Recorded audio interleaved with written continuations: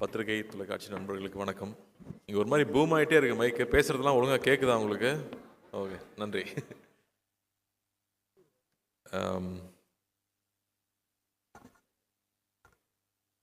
ரொம்ப முக்கியமான ஒரு மேடைன்னு நினைக்கிறேன் எனக்கு. ஏன்னா நான் அங்கே போய் நிறைய அன்பு எனக்கு கிடைச்சிருக்கு. அந்த அன்பெல்லாம் திருப்பி கொடுக்குறதுக்கான சந்தர்ப்பமே கிடைக்கல.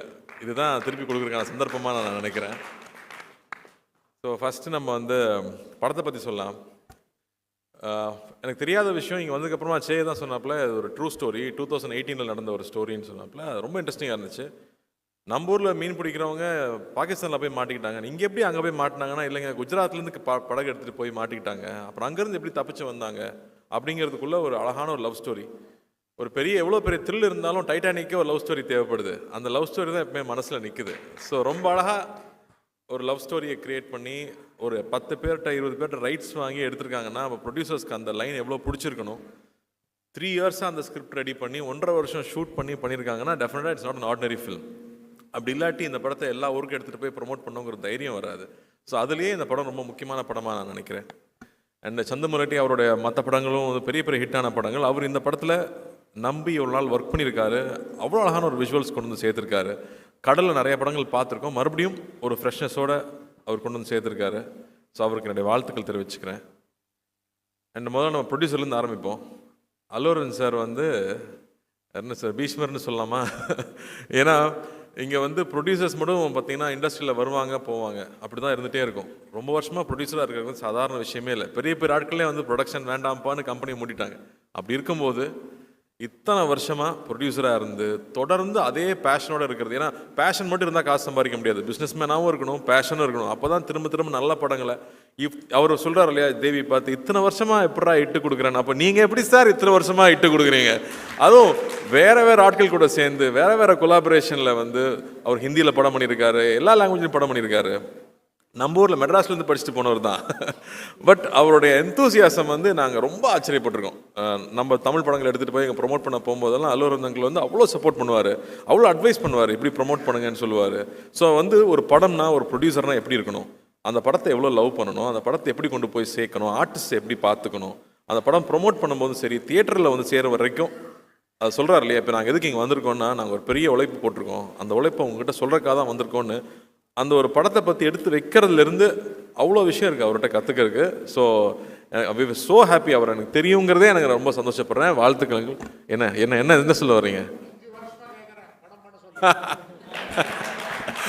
பார்த்தீங்களா, இதுதான் பிஸ்னஸ் மேனுங்கிறது. இங்கே தெளிவாக இருக்காரு. பண்ணிடலாங்க. அண்ட் அது மட்டும் இல்லை, அவர் மட்டும் இல்லை, அடுத்த ஜென்ரேஷன்லேயும் ஒரு பெரிய ஆள் உருவாக்கி வச்சுருக்காரு. இன்னும் 2 பேர் உருவாக்கிட்டு இருக்காங்க. அப்படிங்கும்போது ஐ எம் ஸோ ஹாப்பி. ஏன்னா நான் அவங்க 2 பேரும் நான் ஸ்கூலில் படிச்சிருக்கேன். பாபி என் கிளாஸ்மேட்டு, அர்ஜுன் எனக்கு ஜூனியர். ஸோ பத்மாஷத்தில் படிக்கும்போது ஸோ அப்போ தெரியுங்கிறதுனால so happy for you uncle. And இந்த படம் பெரிய வெற்றி பண்ணணும். உங்களோட நம்பிக்கைக்காகவே இந்த படம் வெற்றி பண்ணணும்னு நான் வேண்டிக்கிறேன். அண்டு நம்ம கர்ணா பார்டர் தாண்டி போகிறீங்க, வேறு லெவல். ஆனால் நீங்கள் எந்திரிச்சு அட்டென்ஷனில் நிற்கும் போது மட்டும் எனக்கு புரியவே மாட்டேங்குது. ஏன் கர்ணா நடிக்கிறாப்புல, இவ்வளோ கேமரா இருக்கிறதுனால நடிக்கிறாப்லையா என்னென்னு புரியல. ஏன்னா அவ்வளோ ஜாலியான ஒரு ஆள், பிரமாதமான ஆக்டர். நான் வாவாத்தியாரில் படம் ஃபுல்லாக ஒர்க் பண்ணோம். மேலகனில் ஒரு சின்ன ரோல் பண்ணியிருப்பார். ஆனால் எல்லாரும் அந்த ரோல் பற்றி பேசினாங்க. அவ்வளோ ஒரு சின்ன ஒரு ஃப்ரேம் இருந்தாலும் அதுக்குள்ளே அவ்வளோ உண்மையாக ஒரு இன்னசென்ஸ் இருக்கணுமா இன்னசென்ஸு, குறும்பு இருக்கணுமா குறும்பு, இல்லை கன்னிங் இருக்கணுமா கன்னிங், அது அவ்வளோ அழகாக கன்வே பண்ண முடியும். அது கார்த்தி சுப்ராஜுக்கெலாம் முதல்ல தெரியும். அதனால் அவர் உங்களை மோல்ட் பண்ணாரா, நீங்கள் அவரை மோல்ட் பண்ணீங்களான்னு தெரியல. பட் அது ஒரு பிரமாதமான குவாலிட்டி. நான் ஸ்க்ரீனில் பார்க்கும்போது ரொம்ப ரசிச்சிருக்கேன்.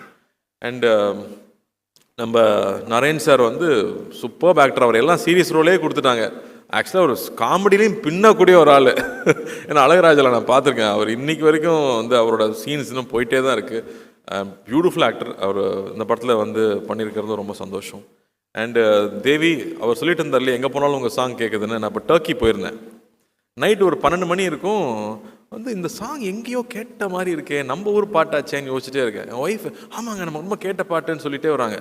அடா பாவிங்களா, இந்த பாட்டை தான் நம்ம ஊரில் அடிச்சிட்டாங்களா, காப்பி அடிச்சிட்டாங்களா அப்படின்னு பார்த்தா ஊவன்டாவா மாதிரியே இருக்கு. ஆடா பாவி தேவி, டர்க்கி சாங் தான் இங்கே அடிச்சிட்டியா நான் நினச்சிட்டு உள்ளே பார்த்தா அது ஊவன்டாவாமா தான் ஓடிக்கிட்டு இருக்காங்க. அந்த ஊவன்டாவாமா ரீமிக்ஸ் பண்ணி டர்க்கியில் கிளப்பில் ஓடிக்கிட்டு இருக்குங்க. இதுதாங்க உங்கள் புகழுக்கு உச்சம். அதான் நான் சொல்லிட்டு இருந்தேன், இந்த டப்பாவில் எவ்வளோ வருஷத்துக்கு மியூசிக் வந்துட்டே இருக்குங்கிறது வந்து ஒரு பிளெஸ்ஸிங் தான். அது மட்டும் இல்லை, அந்த மனுஷன் உழைப்பு, அவ்வளோ உழைப்பு, அதில் ஒர்க் பண்ணிகிட்டே இருப்பாப்புல. எப்போ ஸ்டுடியோக்கு போனாலும் ஸ்டுடியோலே இருப்பாப்புல, மியூசிக் பற்றியே பேசுவாப்புல. ஏங்க நான் ஆந்திரா இல்லைங்க, நான் தமிழ் பையன் அப்படிம்பாப்புல. அங்கே போனால் வந்து தமிழுக்கு நாங்கள் இங்கே வந்து நீங்கள் தெலுங்குன்றீங்கம்பாங்க. நீங்கள் எல்லாருக்கும் சொந்தங்க, இந்த நாட்டுக்கே நீங்கள் சொந்தம். அந்த எனர்ஜியை விடாமல் எப்பவுமே இருக்கிறது we love you Devi, we love you. நான் ஸ்கூல்லேருந்து பார்த்துருக்கேன். இப்போ தான் வெங்கட்பிரபுட சொல்லிட்டு இருந்தேன், நான் ஸ்கூல் கல்ச்சரல்ஸ்லேருந்து பார்க்குறேன் இந்த ஆள் இப்படியே இருக்காங்க அப்படின்னு. வாழ்த்துக்கள், ரொம்ப ரொம்ப சந்தோஷம். அந்த பாட்டு எப்பவுமே உங்கள் பாட்டு வரும்போது பியூட்டிஃபுல்லாக இருக்கும். அது லவ் ஃபிலிம்னா சொல்லவே வேண்டாம், எல்லா மியூசிக் டேரக்டர்ஸ்க்கும் லவ் ஃபிலிம் கிடைச்சா போதும், பின்னி எடுத்துருவாங்க. ஸோ வாழ்த்துக்கள். And Sai, you very very special Sai. I think the way you pour life into every role that you pick up, ஒவ்வொரு ரோலில் அது வந்து ஒரு பையனை காதலிக்கிறதுனா அப்படியே கொட்டி தீத்துறது அந்த லவ்வை. அதனாலே பசங்களாம் பைத்தியம் முடிச்சு அலையிறானுங்க. டான்ஸ் சொல்லவே வேண்டாம்.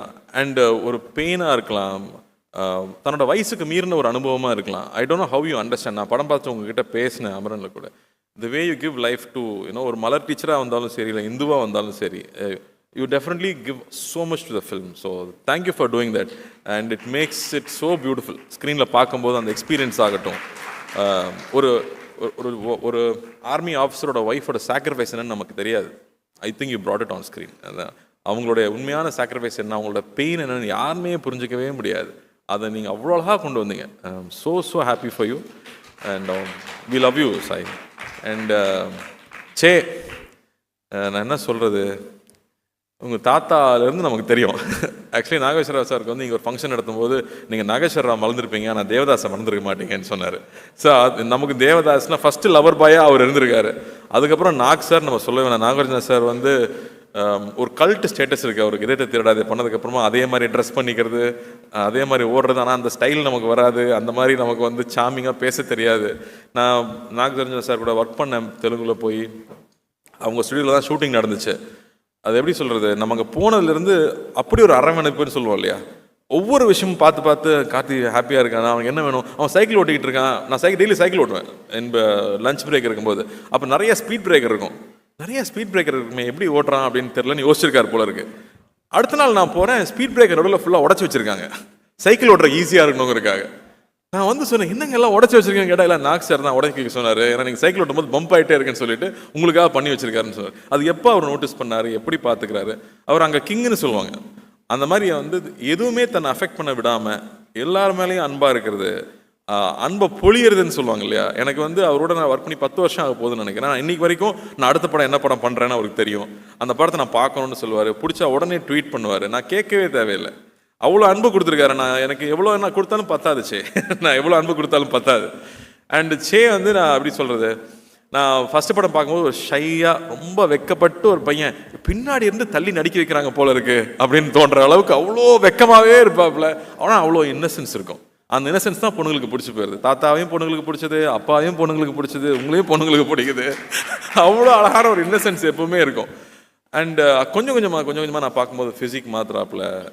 நான் வந்து நான் சேயை பற்றி சொல்லணும்னு நினச்சப்போ எனக்கு வந்து அந்த ஷாஷங்க் ரெடெம்ப்ஷன் ஆண்டி ட்ரூஃப்ரேன் ஞாபகம் வந்துச்சு. அதில் இன்ட்ரடியூஸ் பண்ணும்போது அவனை சுற்றி ஒரு பபிள் இருக்க மாதிரி இருக்குது, எதுவுமே அவனை அஃபெக்ட் பண்ண விடுறதில்ல, அவன் பாட்டுக்கு அவனோட ஜோனில் போயிட்டே இருக்கான். அந்த மாதிரி சே வந்து தன்னை சுற்றி இருக்கிற எந்த விஷயம் தன்னை அஃபெக்ட் பண்ண விடாமல் he keeps working very hard. நான் வெங்கட்பிரபு டைரக்டர் எல்லாருமே சொல்கிறாங்க இல்லையா, he works very hard on his craft, continuously putting that effort, continuously growing. That's the best sign, Jay. I think the best sign all we can do for ourselves is constantly keep growing. and அந்த improvement பார்த்துட்டே இருக்குது. இந்த படத்தில் முக்கியமாக நான் மஜ்லி எனக்கு ரொம்ப பிடிக்கும். மனம்ல வந்து தாத்தா கூட நடிக்கிறது சாதாரண விஷயம் இல்லை, அப்பா கூட நடிக்கிறது சாதாரண விஷயம் இல்லை, அதுக்குள்ளே ஸ்கோர் பண்ணுறது அவ்வளோ ஈஸி கிடையாது. ஸோ திட்ஸ் வே இந்த படம் வேற ஒரு transformation. I think you taken bold step. வேறு மாதிரி ஒரு ஸ்கிரிப்ட் செலக்ட் பண்ணி ஒரு 1.5 வருஷம் அதில் ஒர்க் பண்ணியிருக்கீங்க. டெஃபினட்டாக உழைப்பு வீண் போகிறதே கிடையாது. அந்த இட் ஆல்வேஸ் கிவ்ஸ் இட் பேக்னு சொல்லுவாங்களே, அந்த மாதிரி இந்த படம் நிச்சயமாக it will make that impact.